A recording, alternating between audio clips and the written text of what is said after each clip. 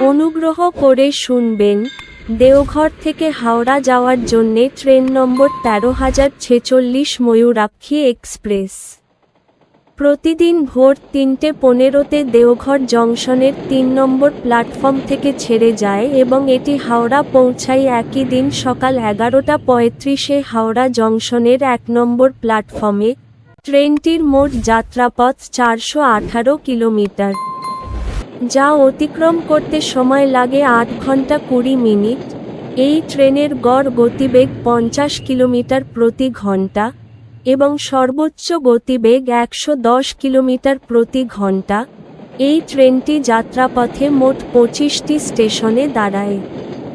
এই ট্রেনের জেনারেল ভাড়া ১৩০ টাকা, সেকেন্ড সিটিং ভাড়া ১৬৫ টাকা।